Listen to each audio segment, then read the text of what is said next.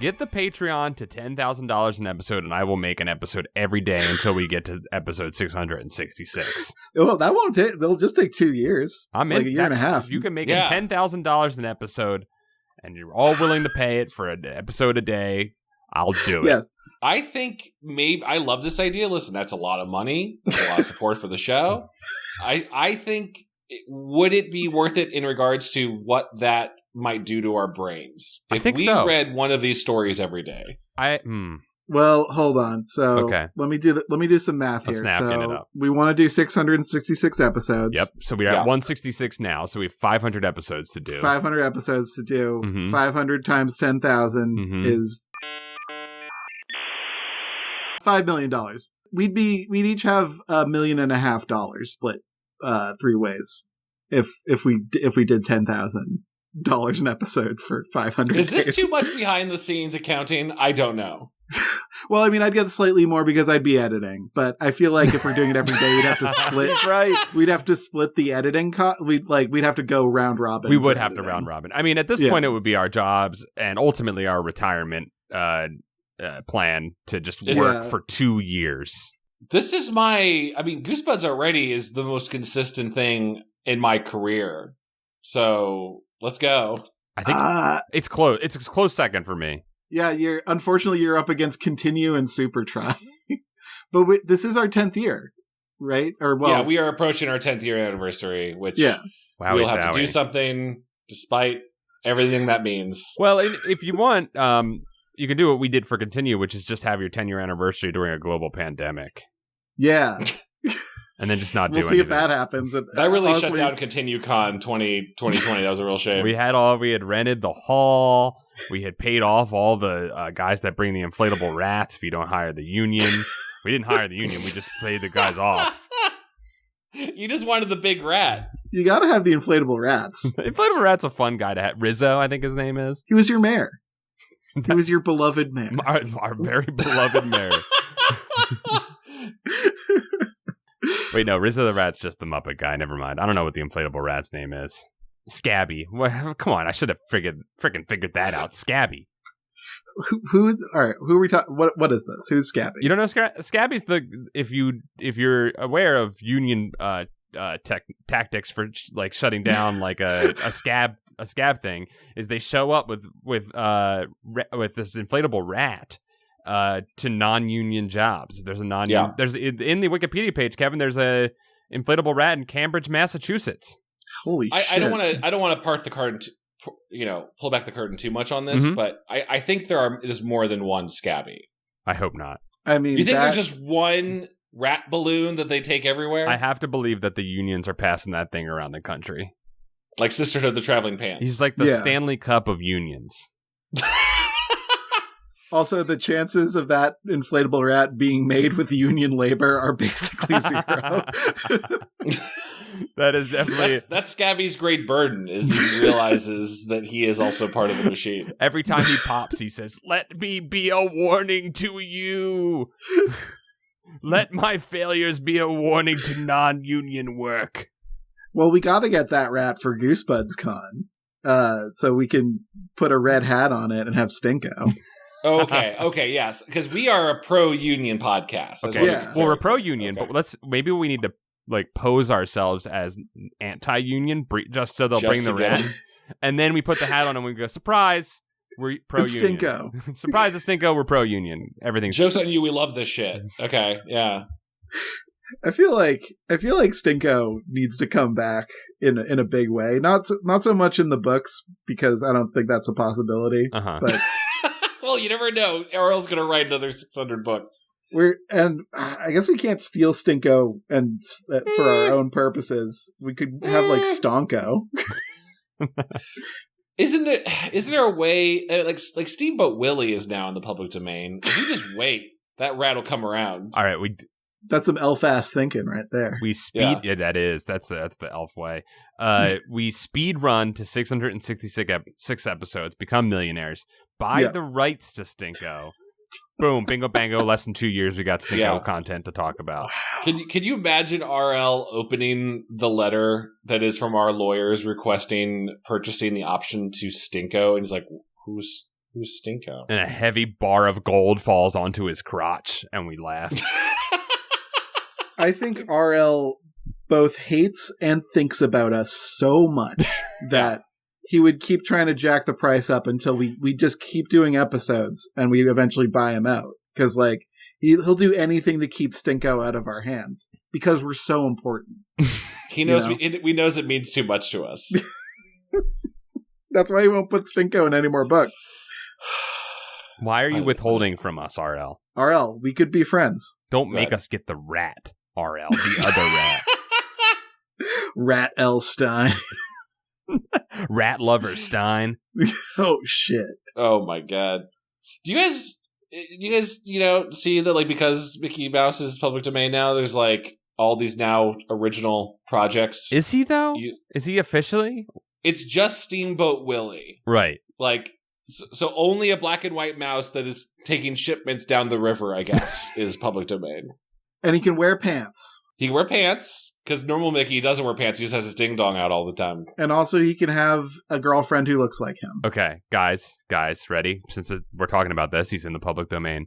Yeah. Stevedore Stinko. What do you think? Sorry, is his first name Stevedore? It's his job, but it's also his first name. What's a Stevedore? What's a Stevedore? You guys don't know what a Stevedore? It's a person that works at a docks. Carries stuff down the river. Well, helps such stuff get carried down the river. You brought this up before, but I think you called it a Stubidor. Well, it's spelled fucking weird like that. Stubidor. Oh, I've heard of Stubidor. Hold on, let me look it up. It's that's right. It's spelled Stevedore. Stevedore. Stevedore. Is the ocean like a different planet? Like, do they get different funny words? Is that why all the ship words are wacky? Well, they drink salt water and they get all silly out there, and then they come up with all these weird phonetic things. Sorry for any of our ocean listeners for our ignorance. Maritime listeners. Yeah. It lives in the international waters where this podcast is fully legal. Sorry to any whales who are listening to this right now. But if you are whales, then could you please donate $10,000 to Goosebumps? But yeah, so Steamboat Willie is public domain, right? Yes. Yeah. And like the immediate thought that every single person has is, what if it was a horror? What if it was a spooky horror? Wouldn't that be scary? Well, Chad, have you watched Steamboat Willie? Yeah. I played the Kingdom Hearts level. That's not what I asked. But what, you saying that the only thing you could do with it is to make like generic schlocky horror? No, the end of Steamboat Willie is just animal abuse. What? What do you mean? What? He's like playing a cat as an instrument by pulling its tail. Yeah. Well, yeah. That's Is just the cat into it? No. That's just good time Mickey. I don't know what you're talking about. There's a cow, and he plays like a xylophone on the cow's teeth, and the cow seems into it. But like, other than that, he's just kind of like I do remember that playing that xylophone, that teeth like a xylophone. Yeah. Well, okay, so like at the very least, one of these generic junk horror Steamboat Willie projects, he should pull out someone's spine and then play it like a bow. You know, like an upright bass. Like an upright bass, maybe, yeah. Spin it around. Like boom, boom, boom. I don't think they're going to at all. I think it's just going to be like, what if a guy had a knife and he had a Steamboat Willie mask on?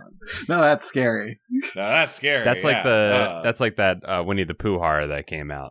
No, exactly. Blood and Honey, which I imagine is not great, but it got people talk about it because, look, it's Winnie the Pooh. I get it. Horror movies must be fun to make, and you got to sell them somehow. So I can't really get mad at this stuff. I'm not guessing I'm mad. I just want more people to take this creative freedom to, like, I don't know, make a series of Steamboat Willie cartoons where he's just delivering drugs. See, that's too edgy still. No, Steamboat Willie's just like delivering medicine to third world countries, and he's talking about socialist ideas, and it's just a real good time. You lost me. That's a snoozer. Okay. It's like, no, it'd be like Tailspin. But, you know, like, it's helping, it's giving aid. Yawn. And Bluto can still be like, I hate this. I hate that you're giving this medical aid to this country. I lost the thread here, Chad. What are we trying to do with this again? What's our goal? He's trying to do something with Steamboat Willie, but there's nothing good about Steamboat Willie. It's not even mid. It's just kind of boring. Like, I get that it came early. Like, it's an early thing. That's why we have access to it in general. But it's like, have you seen Fooly Cooley? Like, that's a fun one. Like, nothing crazy's going on in Steamboat Willie. Steamboat Willie picked up a guitar and hit the moon with it. Yeah, Steamboat Willie's like if you were listening to like Daft Punk Around the World and then someone went and scratched the record and then put on like a 1920s like jazz album that was like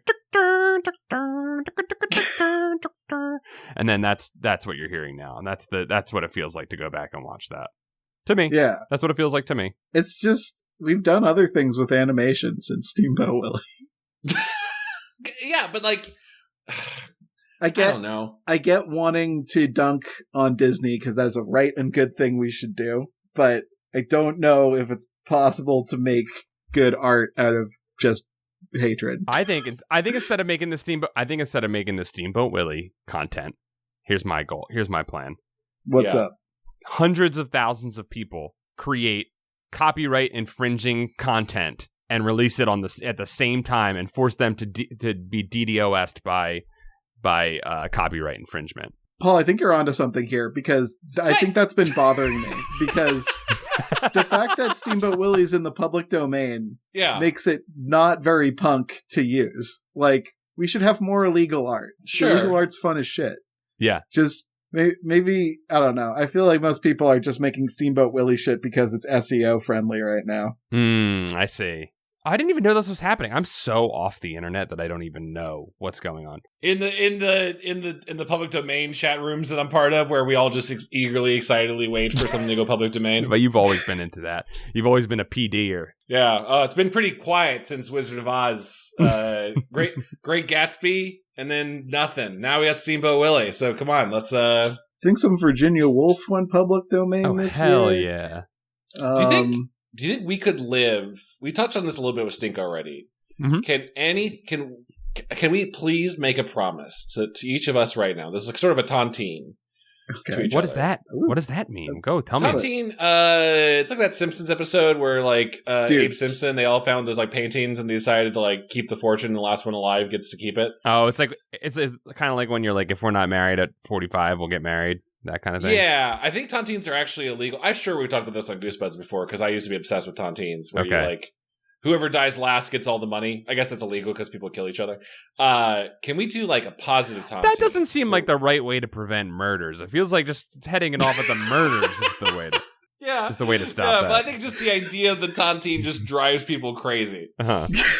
There's an Archer episode that deals with it too. Anyway, instead of killing each other, can we all make a pledge? Yeah. That one of us makes sure that we live long enough to see the time that Goosebumps goes into the public domain. Okay. And finally writes the stories that needs to be told with these characters. Okay. It's feasible. Well, the problem is that Goosebumps came into existence within our lives, so we're going to have to really push for this. Yeah. Well, now we just have to live to 105, I think. Yeah.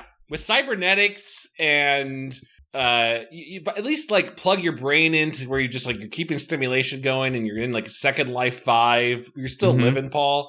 Just get to the point where you can write Monster Blood 8, the version that Paul, Chad, and Kevin wanted. And it's called Monster Butt.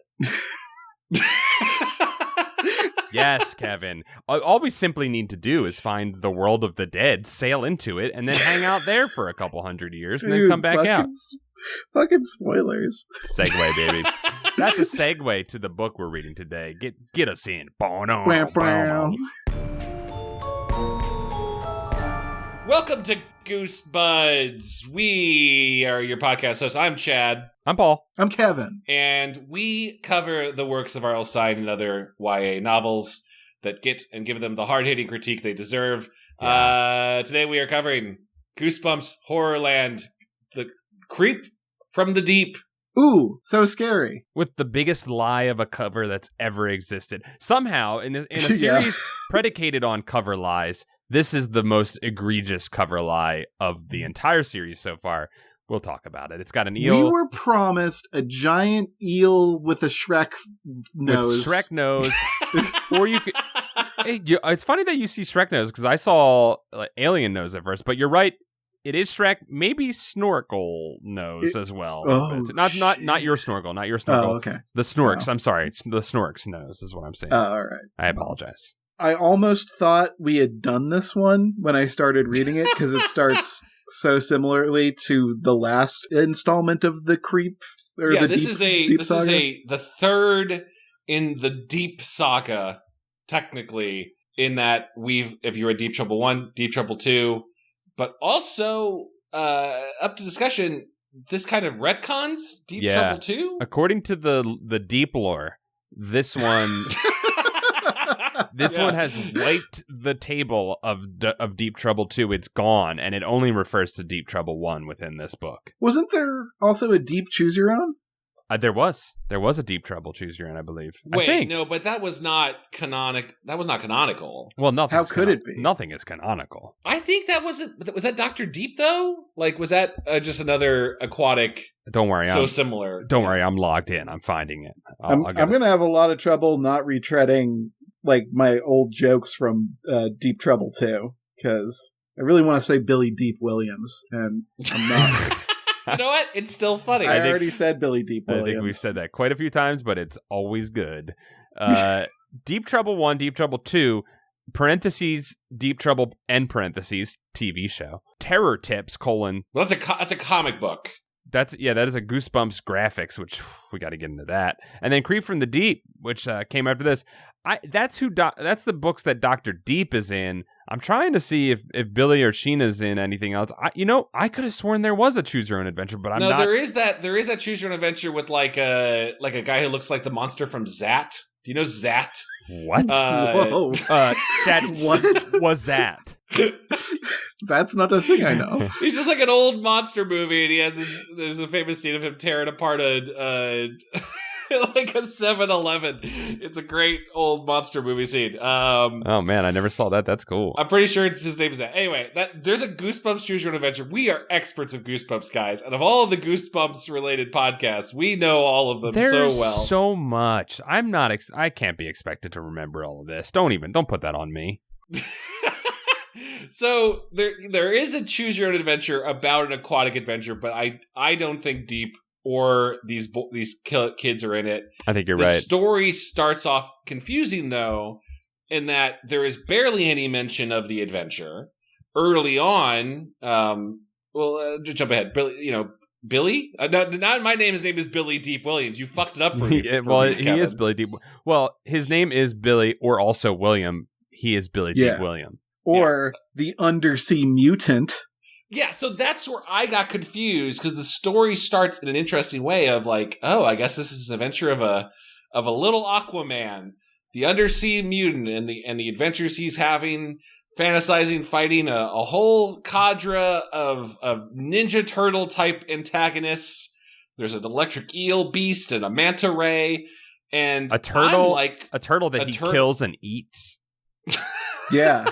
And I'm actually on board this because I'm like, well, I think the end of Deep Trouble 2 was the kids wondering if they're going to turn into mutants. Is that how it happened? Sure, I'll believe it. They drank some algae water or something, and they're like, whoa, we're going to transform. Cliff, end of book. Oh, that's right. Oh. Yeah, there was a prank at the end. That's right. Or was it all Billy's crazy imagination? Because this kid's got quite the imagination.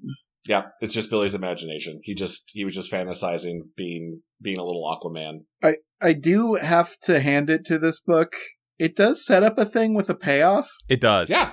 And I was shocked. I was fucking laid on my ass by that. So rare that this happens that when you see it happen, it's like it's a spectacular display. I lifted my hands to the Lord when that happened. I say, thank you, God, for this gift you've given to us. You put this stroke of genius into RL's mind, and I got to read it. Thank you. I couldn't believe. I was also very thankful as I read through this book that there's skeleton pirates, and it's not a fake out. There's just a bunch of skeleton pirates.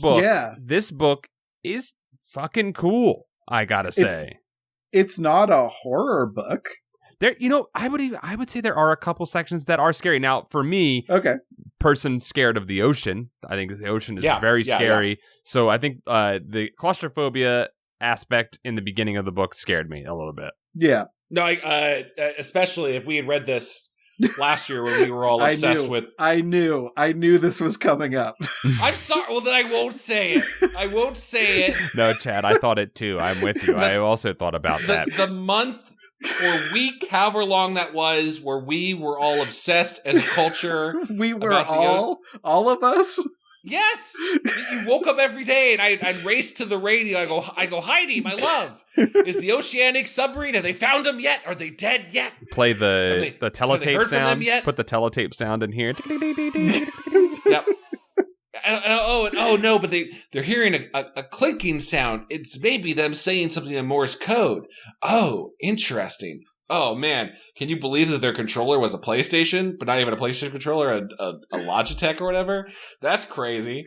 It had the, Logitech cone on it, what was that about? What did that thing ever do? Also might have been a Game Shark. I don't know which one it was. I think it was actually an Xbox controller. I thought it was a Mad Catz. Wow. Mad Catz. That's what I'm thinking of. Mad Catz, yes. Logitech sounds right, though. But yeah, I guess that information is lodged in my brain too, so we might as well. I thought of that while these kids are stuck in a submarine. That would be terrifying. When Rich Uncle Deep pulls out his submersible. I built it myself. When he pulls out his self-built submersible from his 3-tiered science vessel, I could not. Kevin, I'm sorry. I tried my best to not think about that week, but I had to think about that week in that moment. I understand that we all thought about it. It's just we seems all like changed since Oceanic went down. Together, we've changed together, Kevin. We all united in enjoying the dark humor of some Ritchies are in a sub and they're trapped and they're going to die. When you use that term, it makes me feel like I was a part of it.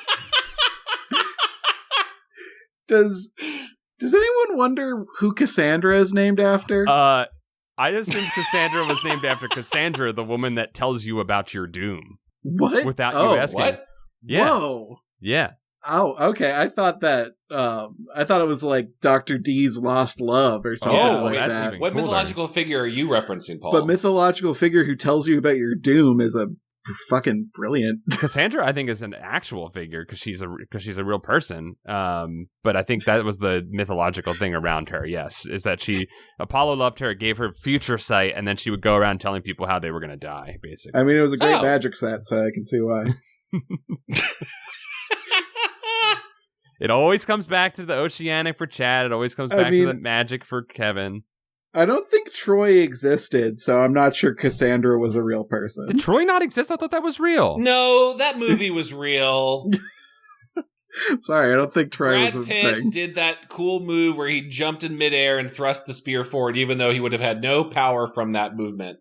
A quick Google reveals that I guess Troy was real, but the events described in the Trojan War probably weren't real. We're both wrong? I don't know. We're doing amazing at recapping what happened in this book. All right, so Billy Deep is not the undersea mutant. He is, in fact, a child with an overactive imagination. He has an uncle named Dr. D. He's got a real name, but everyone has too many names and there are too many characters and none of them are developed and nothing matters. It'd be too hard to remember Dr. Deep, so everyone just calls him Dr. D, including his nephews and niece, which is weird to me. His Billy's sister's name is Sheena, and she's annoying. Is she? A little bit. Dr. D pulls Billy up from his underwater pretend time to be like, hey kid, you want to throw a fishing spear? And which is cool as hell. So he lifts the spear and throws it in the water. We get our first fake out, first of many and endless fake outs in this book. There are a lot. Yeah, this one's a tremendously traumatic fake out, and then there's a bunch that are tremendously useless and annoying fake outs. But this one is one that is a bad joke. But that's what Sheena's the queen of. I just feel like I'm stuck to a chair, and RL is doing the Reservoir Dogs dance in front of me. you know this cliffhanger isn't happening because it's chapter 2, and there's no way he just threw a spear at his sister and killed her. Yeah. He waves the knife across your face every time he does one of those. Every time he does a Also fake about out. as good of an actor as Michael Madsen. Hey! Uncalled for. Delicious. Can we talk about how... I think I mentioned this in Deep Trouble 1 or Deep Trouble 2, because I remember it was an infamous episode where we read different books. No, that's right. Yeah. Well, no, I think one of us read one, and one of us read the second one. I think I read the second one by accident. I probably fucked up. It was probably it was me. But like, I think in those two, I kind of assume anyone that's a marine biologist or a water scientist has a level of like respect for the animals, right? Like very much I must study them and we'll capture them. Yes. This feels like Dr. D is just like, whatever I want to eat, I eat, and like throw a spear at that thing in the water, go ahead and get it. That doesn't seem like an aquatic scientist to me. I mean, you think aquatic scientists don't eat fish when they're on a boat? I don't know. I think they probably have some level of respect for it, and they're like, I only eat chickens on the water. That doesn't make supply line wise. That makes no sense. It's a matter of principle. They probably know which fish are the most tasty. Which is hard to, makes it hard to not eat them. Chad, I know what you're saying, but Dr. D is clearly a big swinging D, because he's teaching his nephew to ride a boat as fast as he'd like. He's teaching him how to take a submersible down to dangerous depths. And the first thing he does when his nephew is done fantasizing about killing aquatic creatures is hands him a heavy spear and says, "Throw it in the direction of your sister." This is what it takes to be a Dr. Deep. You come at the queen, you best not miss. The queen of Sheena, she Jesus Christ. Sheena does not take a spear to the belly, but she acts as if she does. She not take a spear. She not take spear to belly, but she not takes. But she acts. She not do it. But oh my god, I can't stop doing it. It's impossible to. I can't. Oh my god, Kevin, you broke me. What is happening? He broke me with that. So stupid. She doesn't take the spear to the belly, but she acts as if she does, and then we get a fake out. But it turns out she's pranking. And then they have a nice lunch of ocean fish on bread. I know. It just seems wrong. It's fine. It's Chad. To exist, we must consume other life forms. No. I know what you mean, Kevin. I understand. Do you think prospectors just eating gold nuggets when they go out there and get the gold? You know what I mean? Yeah, but they're not eating fish. Well, unless it's a river fish. I'm just torn by the moral status of Dr. D. Not that eating fish makes you immoral, but also we very quickly learn that Dr. Deep is out here because he is hunting for a lost, sunken pirate treasure or a ship called the Scarlet Skull. Yep. Which he found with acoustic imaging, laser mapping, and email.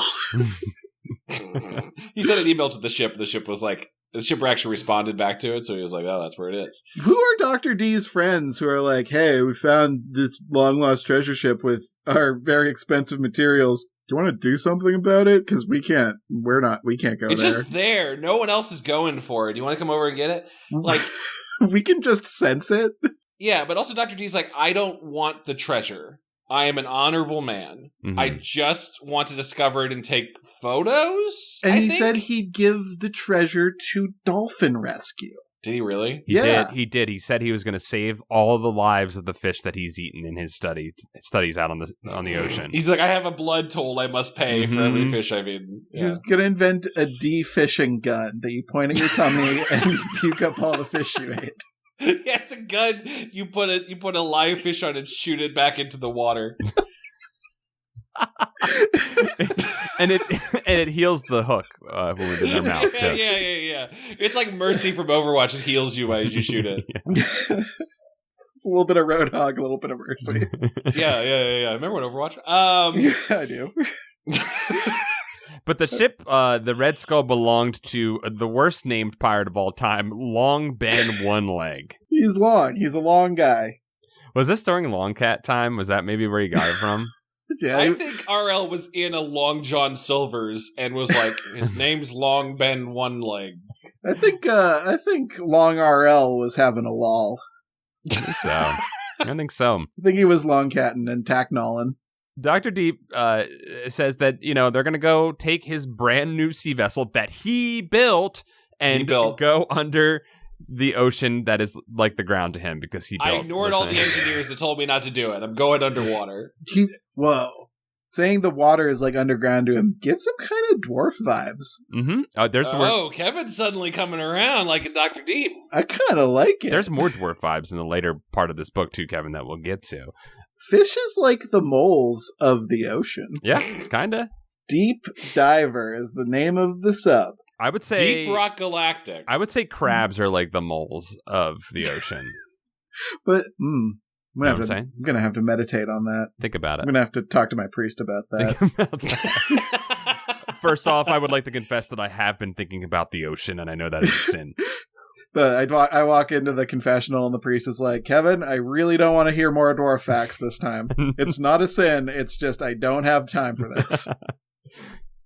Okay, so they get into the Deep Diver, and immediately Dr. D is like, all right, here are the very stupid controls for the Deep Diver. Right. Mm-hmm. Now, we've got a gas pedal that is on like a seesaw, so when you heel down on the gas pedal, it goes in reverse. Do I have to say that's a terrible idea? That's a terrible idea. He's also like, I inverted the y-axis, so you have to tilt down to go up, and it's just awful. Chad, I mean, that same note. It's like, you can't do the inverted halo controls on the side. Can you turn on Southpaw for me, Dr. D? It's like, Dr. D's like, I play a lot of Microsoft Flight Simulator, so... Just felt right to me. They dive on down, and it's going well, except the power keeps cutting out constantly. Yep. And then they enter a black haze. Yeah, as part of the Scarlet Skull legend, the ship disappeared into a black cloud and was never seen again. And they encounter an underwater black cloud that eats them. And they're like, oh no. And when the black cloud goes away, Dr. D is gone. Completely disappeared. And there's a strange... They were underwater in the sub, and there was a description of a sound of a can opening. Yep. Which implies the sub was opened underwater. Yep. But no water came in. Yep. But also, when the darkness leaves, Dr. D is gone from the controls. And they can't open the hatch. And this is explained never. Yeah, we never really learn the source of the deadly mist. Dr. D shows up later. Spoiler. He shows up later, and the funny thing is, they go through this same process of flying through the dark cloud again. Yeah. And nobody gets sucked into another dimension away from where they are. And Dr. D also has no idea how he is where he is. Right, he just wakes up there. He has no explanation. He just woke up from a nap on a couch. With pirates. With pirates. Yeah, there was almost something... I read it as like almost familiar, where he shows up and Dr. D is just like drinking with them. Mm-hmm. Yeah, he's chilling with Long Ben. Long. With Long Ben. Long Ben. Long Ben Johnson. Now, if we want a real portmanteau, it'd be Longjamin. So after Dr. D disappears, they decide they're gonna take the submersible. They're gonna try and take it back to the surface and go back to the ship to look for him. But it disobeys their controls, which it actually doesn't. It's just that they don't understand how inverted controls work, and they go underwater deeper and deeper and deeper until they see the Red Skull before them. And then creepy hands begin to pound on the ship. Dead hands. A doll's hands. And then they... like a doll's hand. And then they make their escape to the top of the ocean. They see motherfucking skeletons. Yeah, underwater skeletons are pounding on the water with their heads. This is maybe I think, one of the scariest images ever. In It's scary. The skeletons and zombises are scary, and I think this book has a lot of scary images with that. You don't want to see a skeleton when you're not prepared for it. It's on Halloween. It's January. You see a skeleton now, that's too much. If multiple skeletons dance around me, I'm scared. Yeah. Don't even get me started when the skeletons start their skeleton song. The skeleton song that sounds like a dwarf song? Yeah.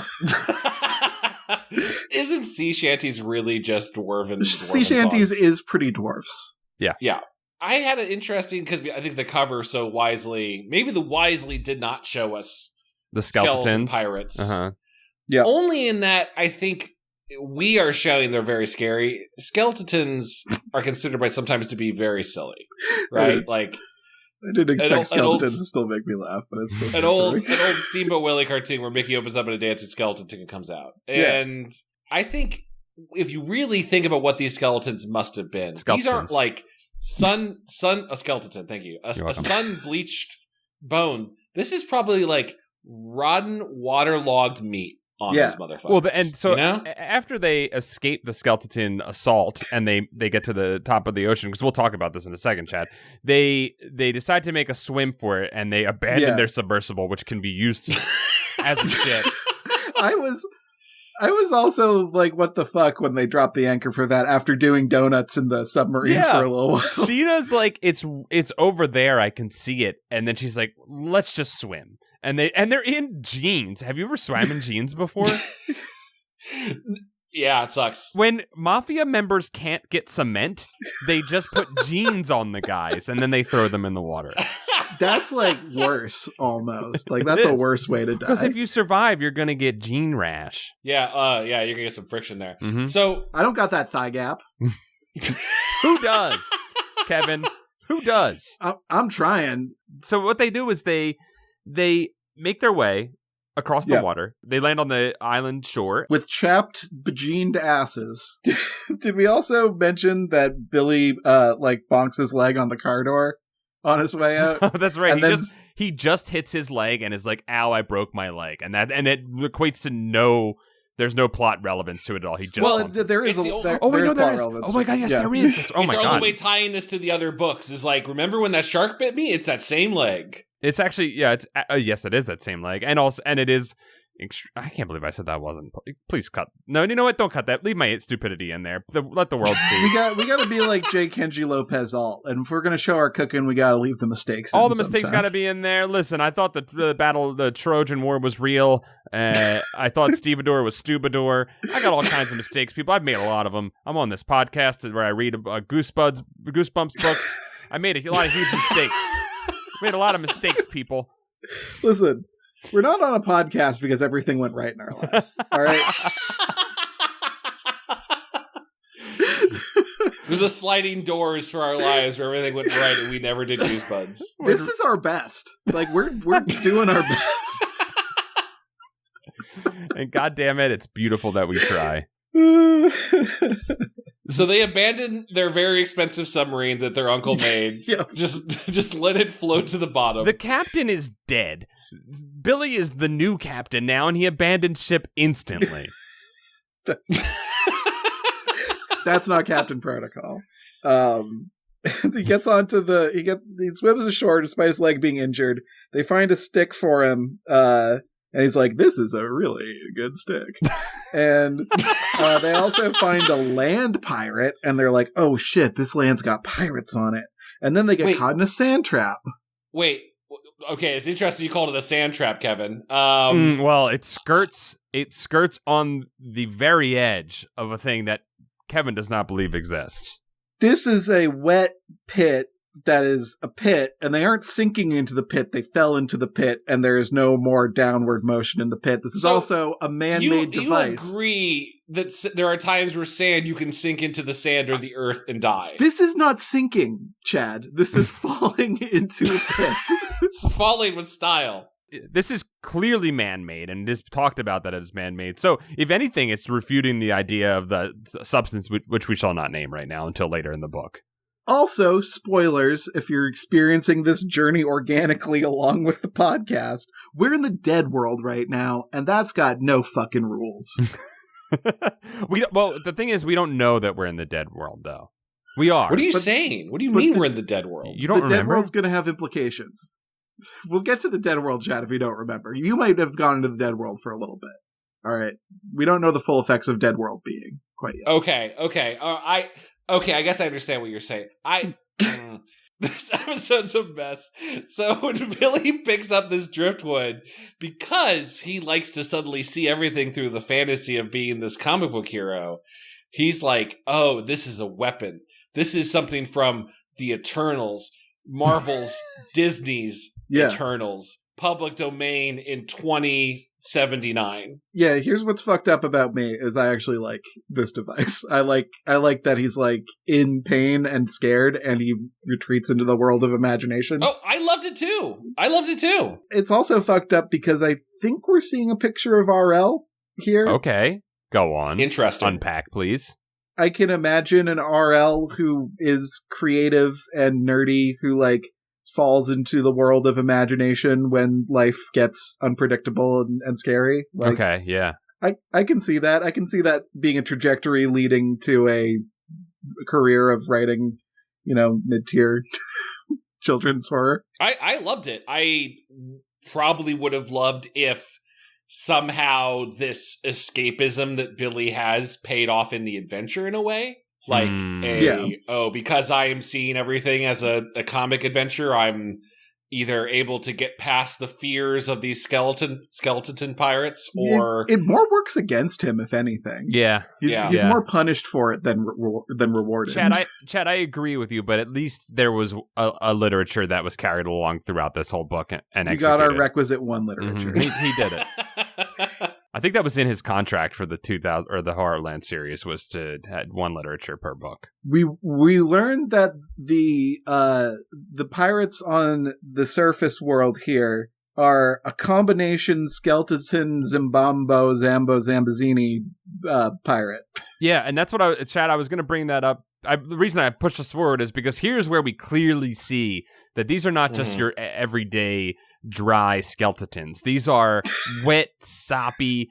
These are the peanut butter and jelly that was packed early in the morning and has been sitting in the lunchbox on a hot day all day. Skeleton zombies.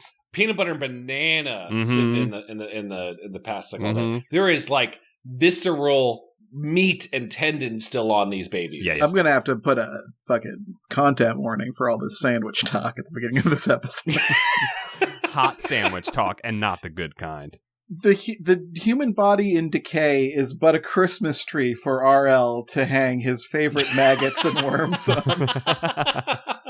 It's wacky how full of life a dead body can be for RL Stine. And I like that they're like full of crabs and stuff underwater and full of worms and stuff above the water. This is RL going full Billy Deep Williams mode here. Yep. He spends... We have just all of this plot has been condensed into maybe like 40 pages, maybe 30 pages. It was a very quick because we have another story to get to. We have another in story. This book.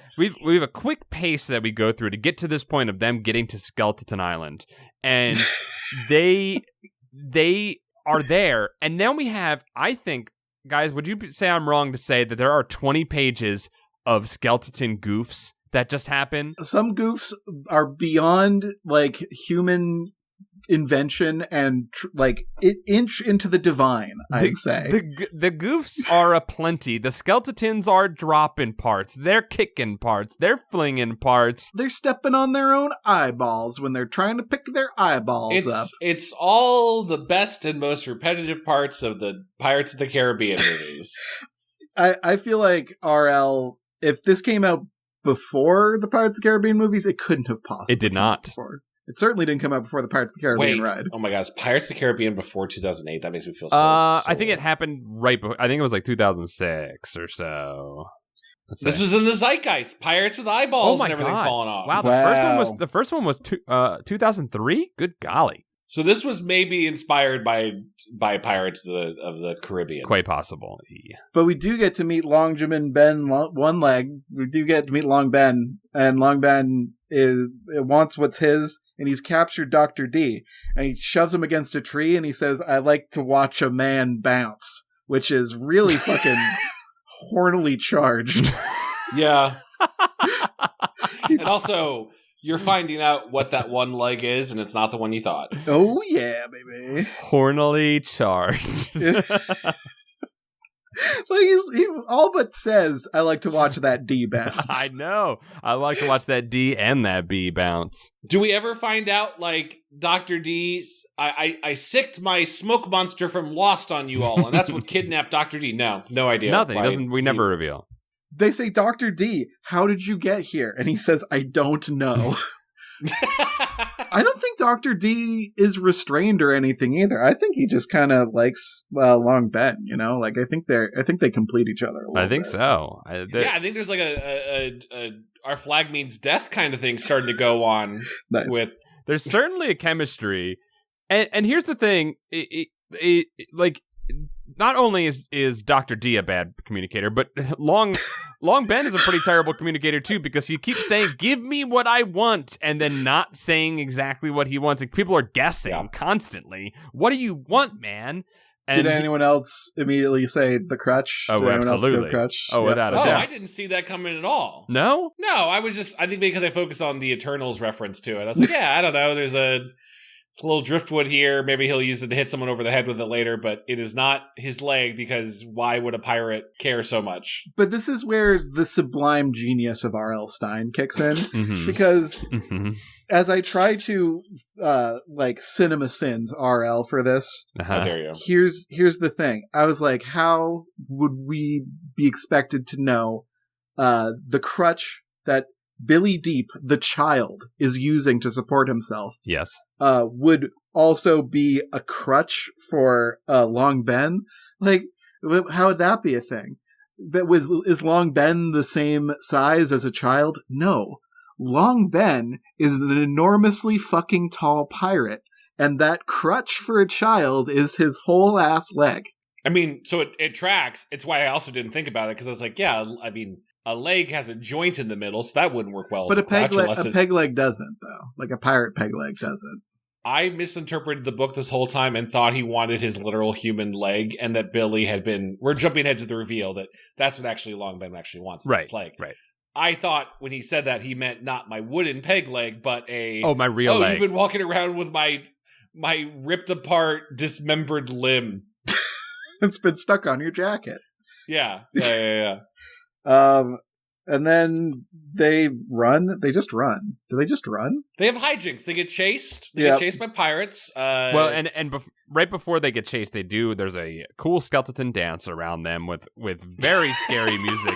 And when they fall into that hole, there's another scary scene where they're looking up at the hole that they have fallen into, trying to escape, and all of the skeletons begin to sing a shanty and look down into the hole. And it's very spooky, scary skeleton vibes going on here. It's cool.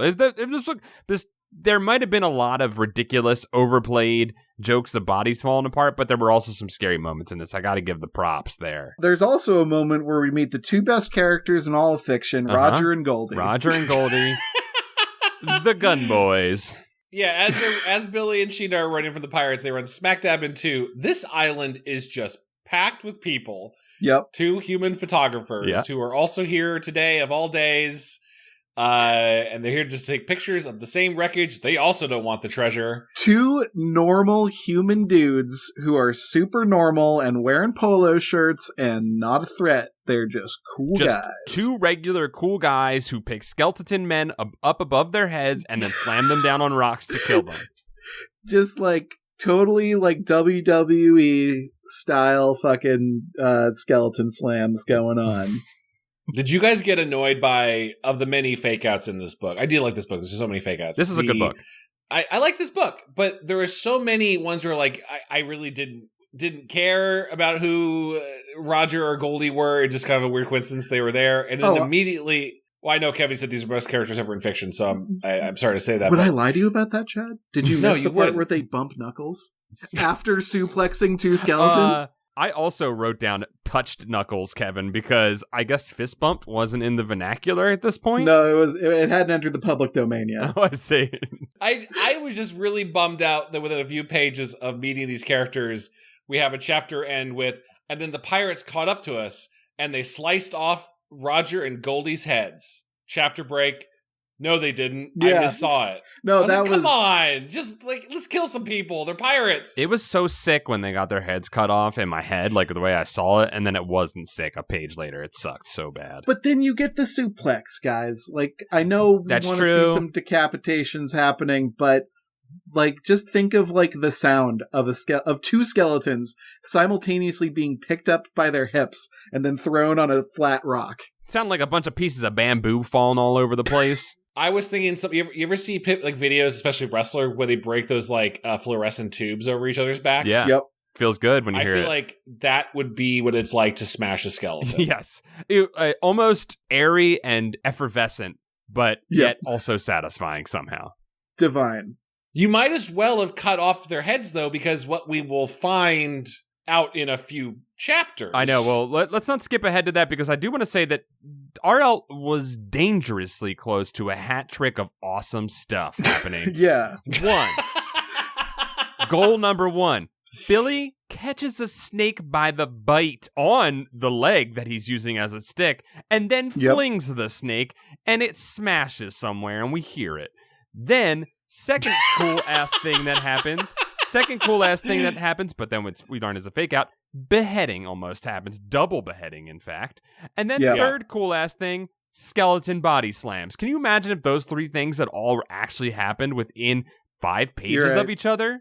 The fake-out did interrupt the combo, and that would have been...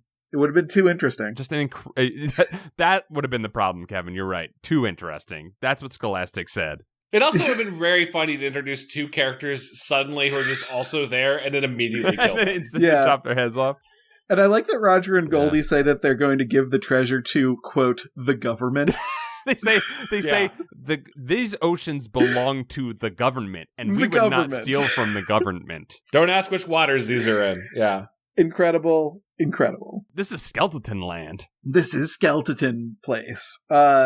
So they go on Roger and Goldie's boat to show them where their submarine is, so they can get the treasure, so Roger and Goldie can help them get their uncle back. I'm unclear on that. Yeah, no, they just said they were worried about Dr. D, but also kind of just seemed to be willing to leave him. Yeah, whatever. They're willing to go on a journey outside of saving Dr. D, which priority seemed a little out of whack here. They follow 2 men in polo shirts to a second location, which is something you should never do. Especially on a boat in a tropical setting. Never do it, guys. Never do it. Especially anyone with golden teeth, which is why Goldie's called Goldie, by the way. Oh, yeah. Golden tooth.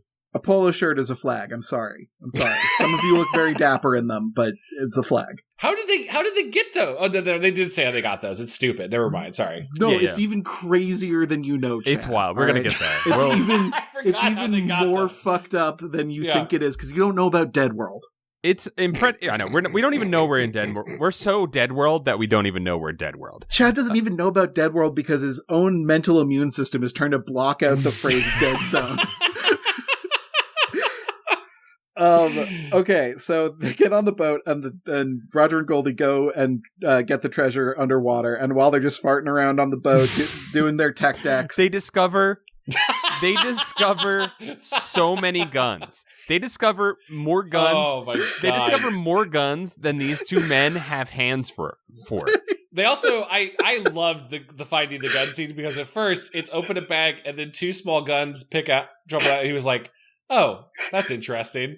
And then more guns fall out, and then that's a problem. Guns, rifles, machine guns, super guns, triple machine guns, shotguns, double shotguns, rocket launchers. Water guns, just for fun. Water guns for silly time. A beer bomb. And then they come back up and they're like, oh, you found our guns, but we found the treasure. Time to not use our guns to kill you, and time for you to not touch our guns, because Scholastic won't allow that. This scene is a masterclass in avoiding Chekhov's gun, in using and avoiding Chekhov's gun. There's a big force field around the guns right now, and I think They're in the background of the scene. You're not allowed to interact with them. I think what we actually wanted here was for a walk the plank type scenario where they were threatened with guns and had to jump off the ship, but we never quite got there. They're just like, fudge off the ship. No, but instead we get the two poloed guys throwing the children into the ocean. Billy tries to fight with a stick, even though he's been twiddling his thumbs over top of the guns as he watched these guys approach him. And he tries to fight with his stick and is thrown off with said stick into the ocean. And we learned that these bepoloed mans are just skeletons in disguise, and they are rival skeletons to Long Ben, and they're gonna fucking betray him, and they're out for themselves. And then they fucking talk about stealing the skin of two photographers, which again, we'll get to why that's really fucking wild. It's not just wild for the reason you think it's wild. It's actually really also, but like, crazy. How impressive of a job did these pirate skeletons do of wearing human skin like Edgar and Men in Black without it being noticeable? They wore it like a runway model. They made it fucking work. You don't do a little bit of crochet without learning how to wear a human skin sack on yourself. And the polo covers a lot, so I feel like... the polo probably lets you tuck that neck flap in there pretty well.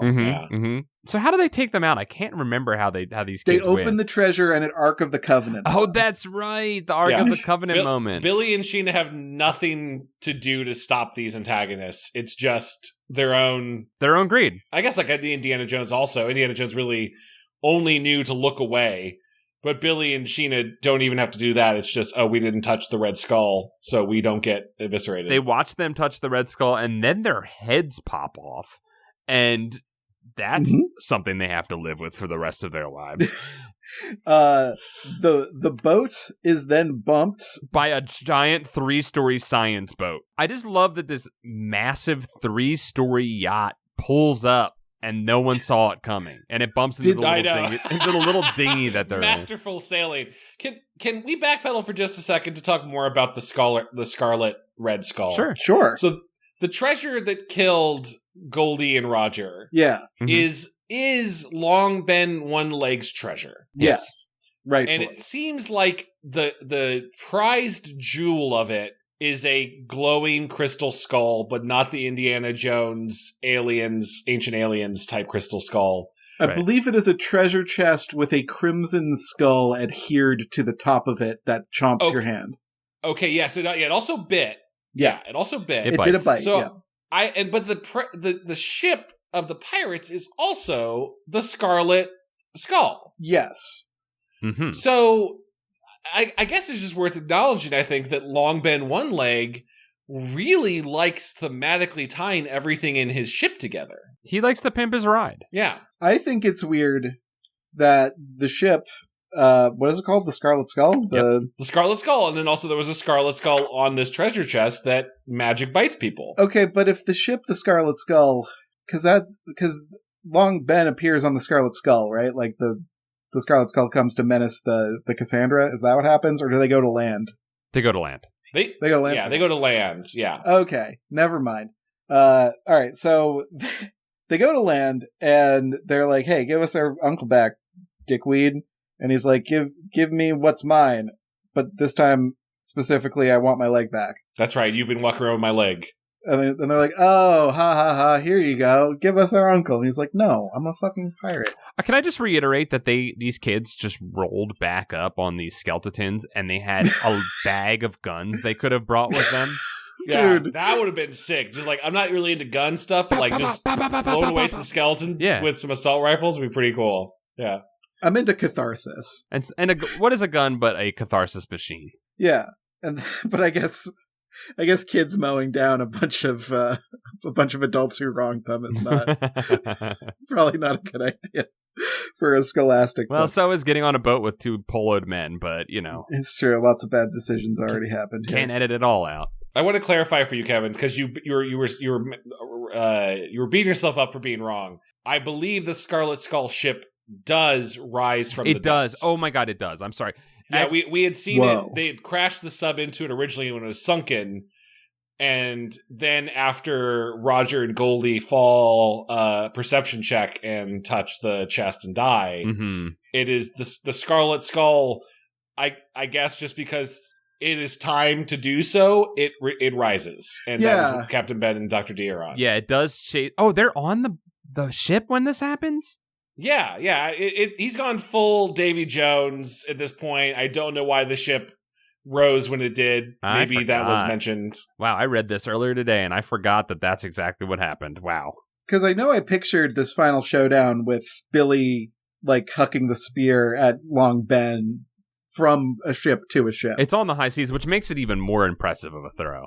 Yeah, I think it is from Roger and Goldie's ship towards the Scarlet Skull. But I thought they get back on Cassandra. They're on the Cassandra because the Cassandra bumps into the tiny ship. They have to take the treasure chest onto the Cassandra, and they're very careful about not touching the Red Skull. This is a massive ocean, and these boats are all just like bumping into each other like it's like toddlers in a pool. No, they just sneak up on each other. on top of it all, this is like a goat, corn, wolf problem of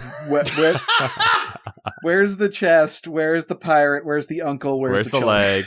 Where's the leg? Yeah, you can't take the pirate away from the chest because then he'll eat the chest. Mm-hmm. So Billy throws the Eternal Staff, he does the literature. He takes what Dr. D had taught him. Mm-hmm. Yep, he throws the spear. Ben is his sister and throws the spear. Yep, and hits him right in his weak point for massive damage. Yep. And it knocks the captain overboard, and then the ship, because it's bound to the captain, I guess, also just sinks. Mm-hmm. Which is fucked up because skeletons typically have resistance to piercing damage. Not this one. Yeah!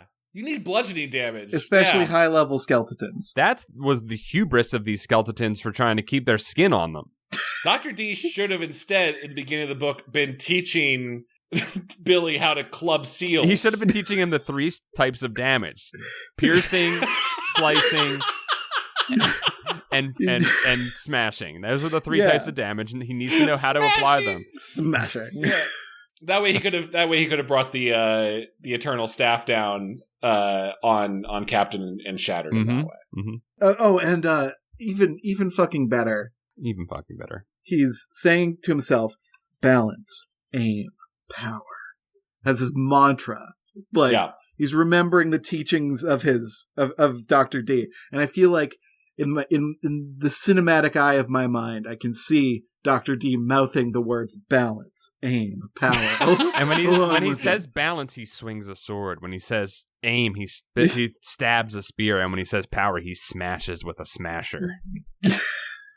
Fucking smashes him, dude. Smashes him.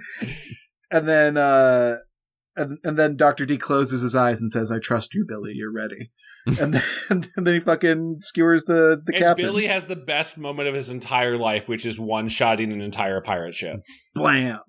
The dungeon master says, well, it's already 10:30 and we have work in the morning, so I guess the final boss is going to die to one swoop. Yeah, you struck right at his cursed heart you didn't know about, and it took the whole thing down. Yeah, you hear, is a 9 enough? It was like, yeah. It's very good, Kevin. Yeah, let's get this over with. And then back on the boat, we have a brief, what happened, Dr. Science, where Dr. D says that the smoke cloud transported them to the dead zone. And they were, in fact, in the world of the dead. Well, and they have to escape the world of the dead, which is cool. I will say that this is a device that RL does not use enough, which is the defeat of the villain of the story, and then the escape, the flight from danger afterwards, which I think is always a very exciting way to have like a really nice climax at the end. I know that ultimately the thing that Billy learned has been used already, and it's a little more. You kind of want to end on that. But I do think that the flight from danger is a nice little device here, and I'm glad that he worked it in there.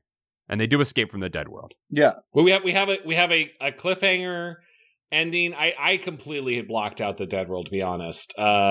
It's fine, Chad. Sometimes you got to protect your own brain from the dead. Yeah, dead zone. Your RL immunity popped up and went into full lockdown mode. Don't worry. They got out of the dead zone. They were in the dead zone. That explains why there were skeletons and skeletons with skin and all that stuff, and why the ship was able to come up out of the ocean. But they returned. Sure as fuck doesn't explain why there were bipoloed photographers that were skinnable in the dead world. But I want to hear that story. Yeah, no, yeah, they must have also just the black smoke that brings you to the dead world is its own story. Mm-hmm. Yeah. Yes. And I want the black smoke that brings you to the dead world to come back. Let's see more of that. That's fucking cool. Yeah. Hopefully it comes back to the second half of the story, which we're going to get to in 1 second. But before we get there, real quick, they decide to radio for help, and the spooky, scary skeleton song that we heard earlier begins to play again. Good ending. Shit. Solid twist ending. Thank you, RL, for that one. Good ending. Nothing could possibly ruin it, like a tie-in to a less interesting overarching plot. Like the most half-assed a cinematic universe ever invented that is occurring before our eyes. So we're in book 2, and already I can see why Horrorland is not going to work. And it's because all these kids are too goddamn similar. Oh my god, so they meet up with the two Revenge of the Dummy protagonists, Molly Malloy and Brittany Crosby.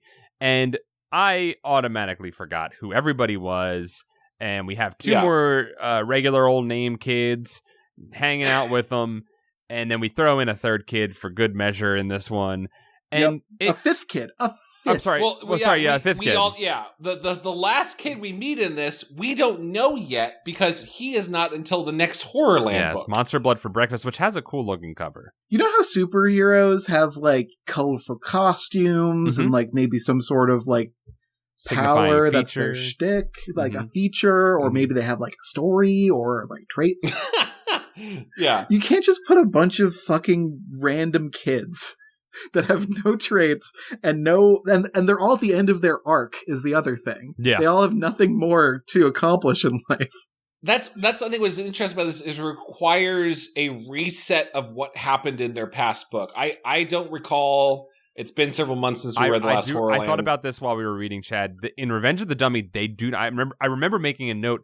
They do not comment on what just happened to them in that one. At least they just get an invitation to Horrorland and go. They just show up with the parents who were a part of the Slappy storyline that occurred, and nobody's talking about it. They're burying it deep down inside of them. Billy Deep Williams' imagination and his spear-throwing acumen do not come up at all in this side story. They do not. It's insane. It's insane. Maybe he'll have to get in the Ava and throw the Spear of Longinus at some point. But it's like we didn't even barely mention the cliffhanger of the last book. The last part of the story is just right. Looks like we got home. The Red Skulls no longer got power. And that cliffhanger of on the radio, they're hearing pirates chanting. Mm-hmm. Yeah. So if that was just the normal Goosebumps book, we were like, uh-oh, there's another adventure that happened to them that really went bad. And boy, oh boy, they're in for some trouble. But we never find out what happened with that because suddenly just a year later or whatever, sometime in the summer, Billy and Sheena got an invitation to Horrorland and just said, let's go. Yeah, they're there. Yep. Maybe that says something about the quality of humankind is that they just kind of want to be okay. That was last year with the pirate outbreak, the pirates that killed all the people. Yeah. Oh, yeah. Nothing has changed me in how I view mortality. Nope. And that I know a dead zone exists. Nope. Or it's a shame that our uncle got torn apart by those pirates who had reached the docks before us, but we fought our way out. And then when we got home, we found a ticket to Horrorland, and we said we should forget our troubles. It's just we're on our way to Horrorland. Yep, that's what I'm saying. It's just like it's the cinematic universe that he's building with zero thought put into it. There's no rhyme or reason to it. It's purely just there is rhyme and reason to it, and the rhyme and reason is he gets to write a little bit less of a book in exchange for writing kind of some of a book that is not going anywhere really. I almost wish we could just get all of this at once instead of having to spread it out across. And we should. But then we would remember none of these traits. Brittany, true, Molly, Beepus, and Sheeners would become Beepus would become even like stranger shadows in our mind. But it's not like I don't recall anything in the second half of this book, which is all in the Horrorland story now. Mm-hmm. I don't recall anything that was related to Billy or Sheena that felt like, oh, because they were those characters who had that experience in Creep from the Deep, they are bringing that into this adventure. They even go, one of the rides, I guess that counts as a ride or an attraction, is Kevin's favorite, a quicksand experience. Now, I'm not saying Bill Nye the Science Guy cannot engineer quicksand as we imagine it in films. What I'm saying is naturally occurring quicksand is something you're simply not going to stumble upon. Much like the man-made pit trap that the kids fell into this thing that was in this book that was definitely not quicksand. Quicksand can be manufactured and made to act as we imagine it does in movies and books. Quicksand isn't scary. Humans are scary. Am I wrong, though, in that, like, there's no moment when they are... Again, I kind of want to highlight these attractions because I think they're the most interesting thing in all of Goosebumps is the Horrorland ideas. Is like, oh, this one... Look, there's some kids at the beach and they seem like they're struggling and that's fun. I guess I'll go ahead and get in there. It must be a fun time. And then when they're on the ride or walking across the rope bridge, like, I can't find the kids anymore. That's weird. There's never like a moment when as they're walking across it, he's like, I remember what I learned in the deep. Mm-hmm. Like, or I remember how Dr. Deep had taught me to spread your weight across so you don't sink in. And or my diving ability has given me super strong lungs. Yeah, anything. It's nothing. There's nothing about that previous book that is applying to this adventure, so it might as well be other kids. Right. Yeah.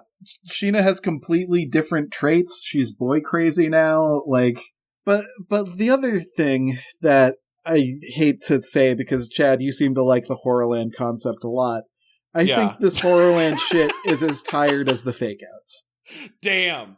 It's the same shit over and over again. It's not liver and onions ice cream. It's just chocolate. I know. And it's the little letter that they send them, giving them their tickets is all the same series of jokes of just punned up, there's a lot of puns and resort terminology.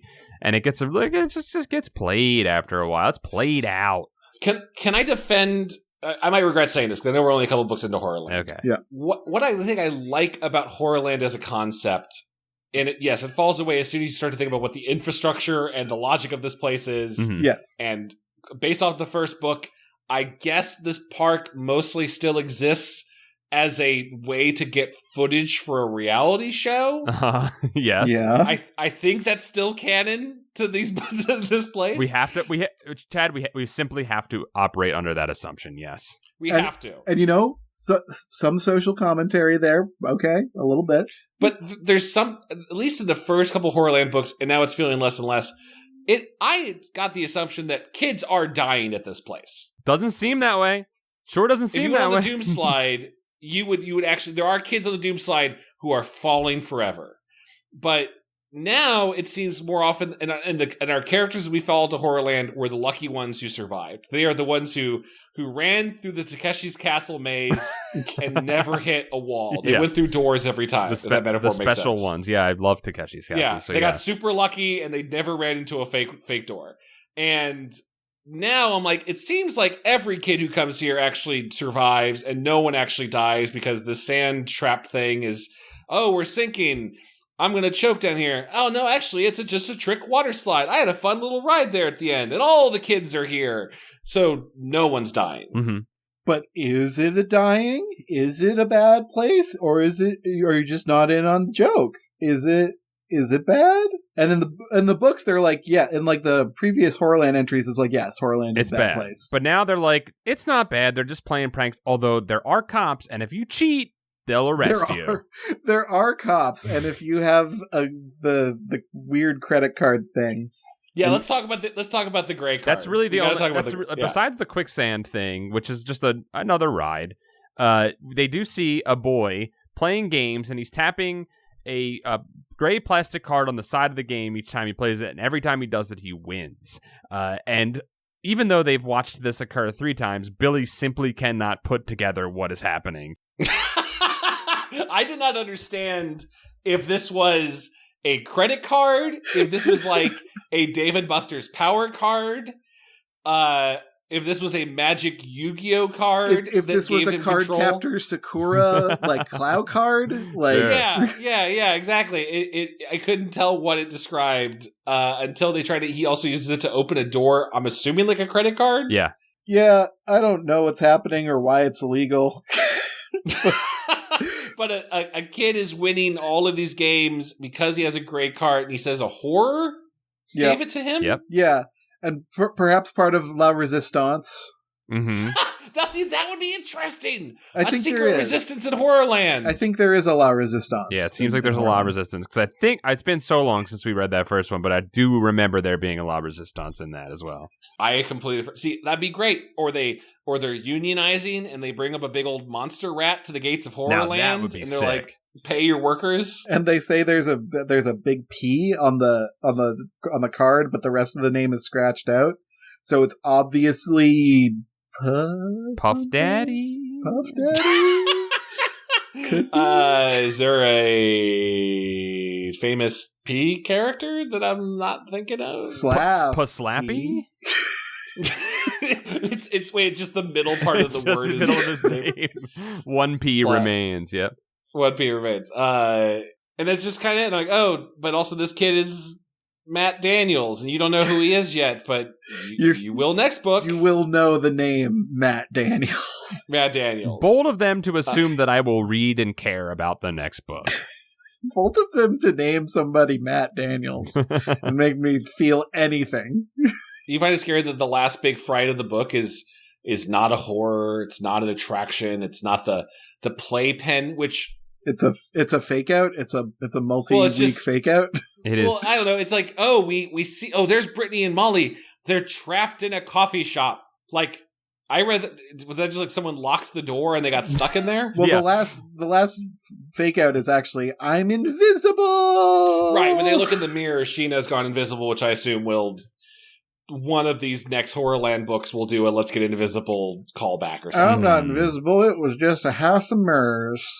Do you know the potential of this play of Horrorland? I don't know the potential. Like, so when they went to the plate, when they're like, oh, we went through the slide and we landed in the playpen, my mind immediately went to one of the current fascinations that young internet horror is about the back rooms, right? Yeah.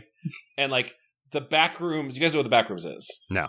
Yeah. I mean, I know of back rooms in real life, but I don't know what it's just what if Office Building was repeating and scary? Yeah, what if you found like the space between worlds, the space between the Dave Matthews Band song about, and it was like endless corridors, and it has since morphed over time into, I don't find this part as scary, but it's a big thing on TikTok of like, what if there were infinite slides? Or what if there was a giant ball pit? Like, kids are already responding on some basic level to infinite liminal spaces that look like they are cute and kitty. It's the entire Five Nights at Freddy's thing. Right. I'm sorry, I'll get off the soapbox. But like,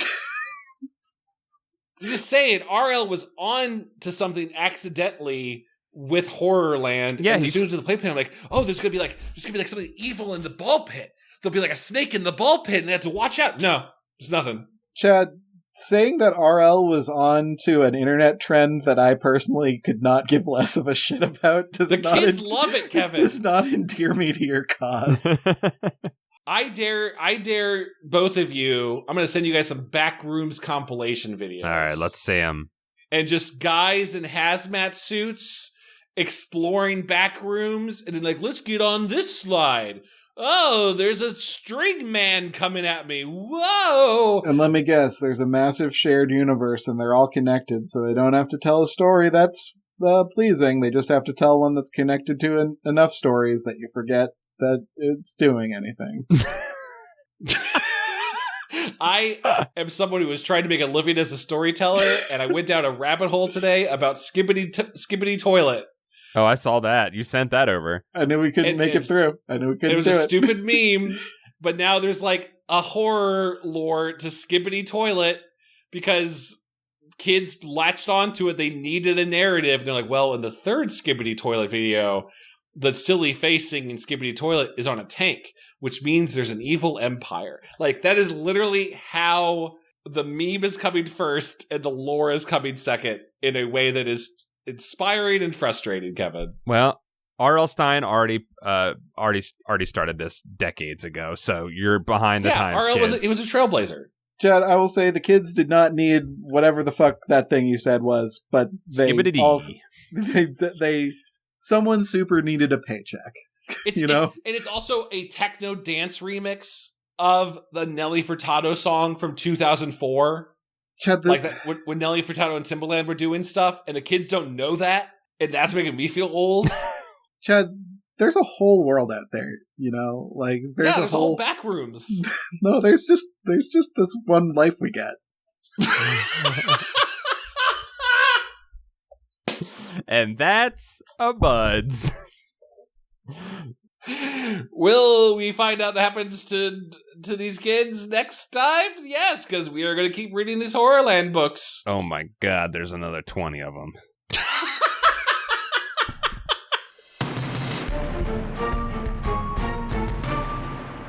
If you enjoyed this episode of Goosebuds and you'd like to support us somehow and get access to, polls and episodes of Camp Goosebuds, You sound so sad. Let me spin it a little bit. We're at a bit of a nexus, listeners. There are many choices for us to many paths for us to go down. We can continue down Horrorland. There's the Goosebumps TV series. There's the Give Yourself Goosebumps series. There's an endless array of children's books. We could choose any of them. And you know what we like to do? We like to make polls on our Patreon that you can join today, and you can vote and tell us which way to go. And bonus, you get an extra episode of this podcast every month. It's called Camp Goosebuds. It's us goofing. We're gonna make 666 of them. Can we say Goosebuds RPG is coming back yet? Can we just confirm that? Like, can we just say it's coming back? It was our most voted selection from people on the Patreon who wanted to see more Goosebuds RPG episodes. It's coming back. Thank you, patrons, for supporting Goosebuds RPG. I can't wait to run more Goosebuds RPG. I've got a lot of ideas, and I think it's going to be a lot of fun. So thank you. I'm very excited for upvoting Goosebuds RPG. It's going to be great. You too can be a part of making that happen. Join patreon.com/goosebuds and get some Camp Goosebuds and get some votes a-going. Also, hey, if you want to check out some ways to also support the show and dress your body, you can go to goosebuds.store. We got some cool Goosebuds merch with some original art made by supporters and fans of the show and friends of the show. And it's very chilly right now across the world. Get a nice Goosebuds sweater. Maybe us as N64 Glump Cube boys. Get it for your meat skeleton. Yeah. Maybe we make polos so you can not be trustworthy. Ooh, we could maybe make a polo. That's what you want.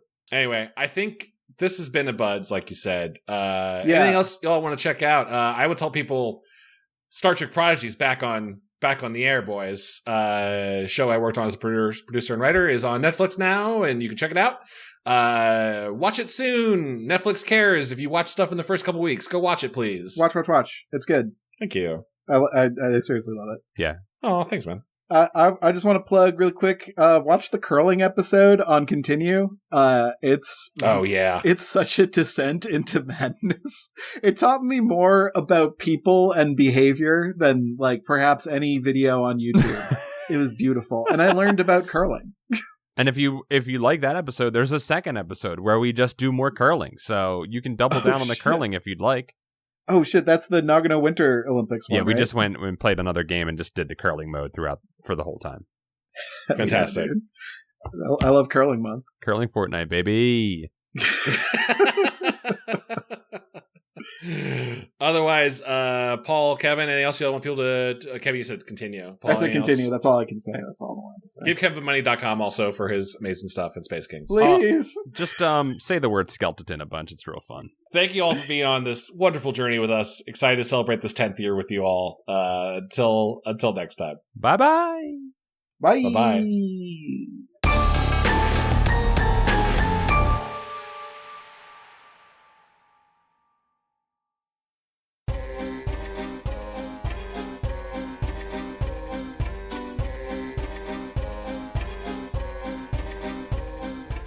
This episode of Goosebuds was brought to you by our lovely Patreon supporters, and they are enshrined here forever in the Book of Names. The Book of Names.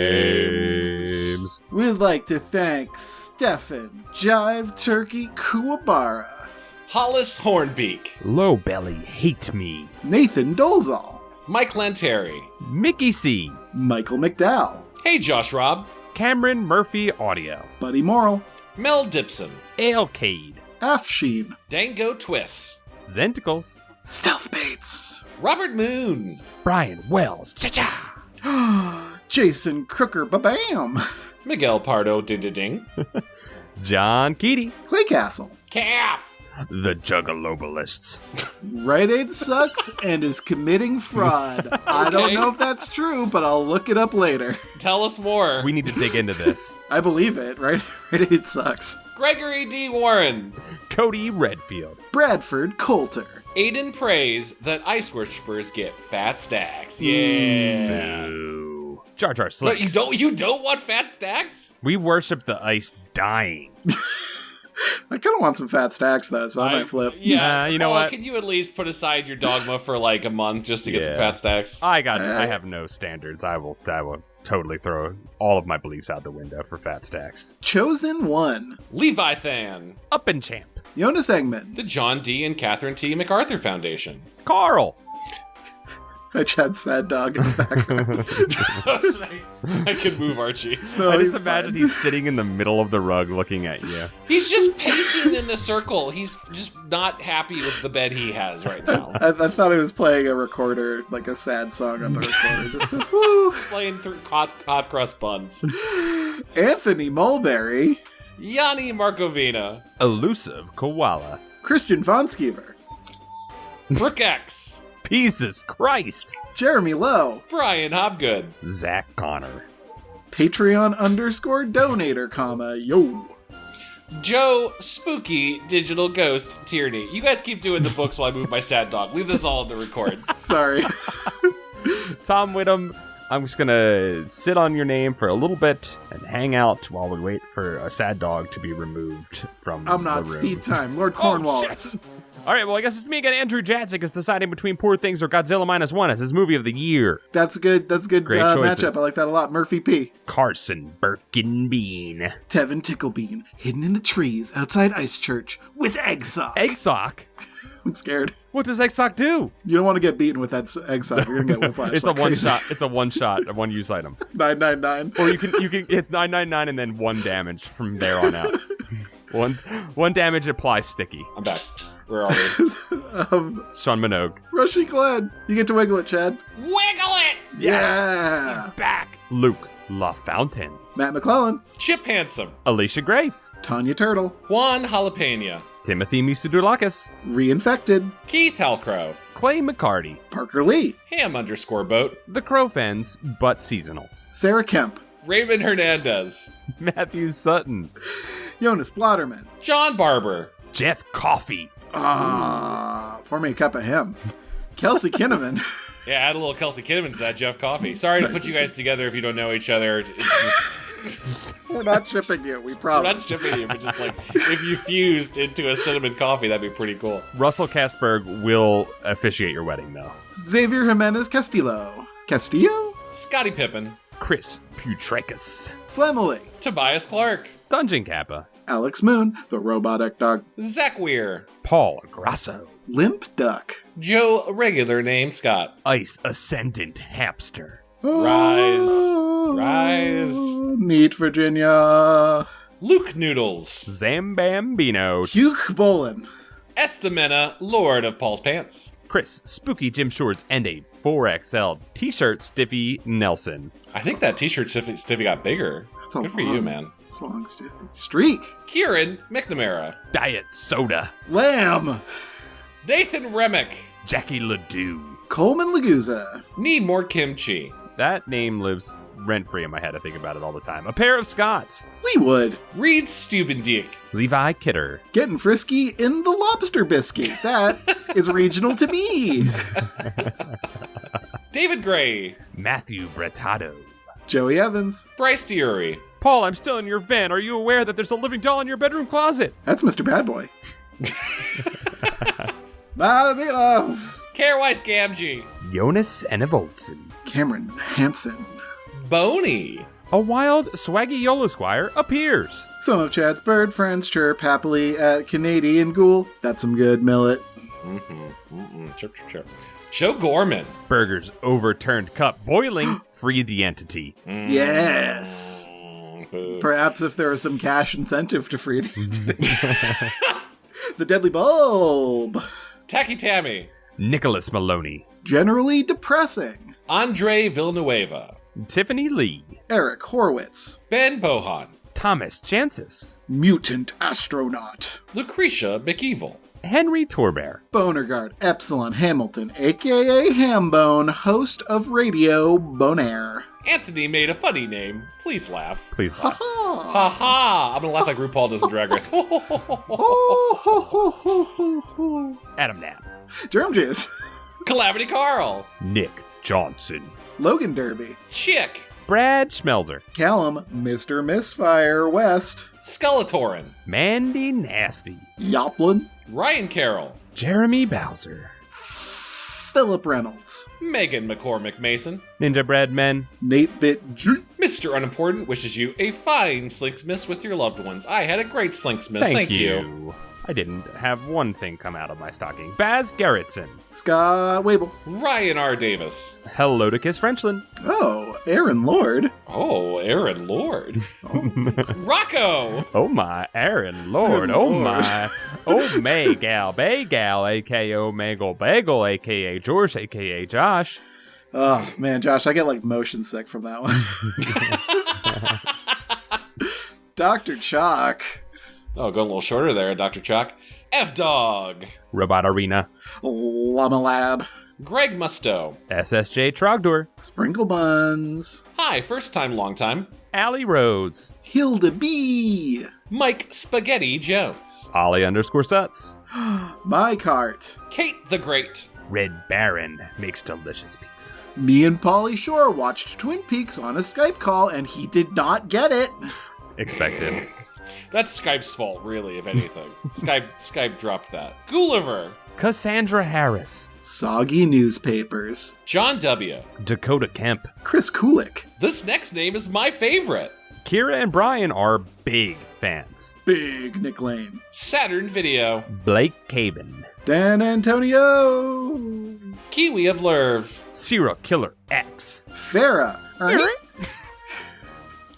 Quest humbly asks whoever reads this for a goblin to grade. How about all the goblins I just killed in Baldur's Gate? I threw them into the spider pits. I did that too. Fuck those goblins. There's a really cute one that I found. If you find a hidden little side waterfall, and he is writing poems about Minthara.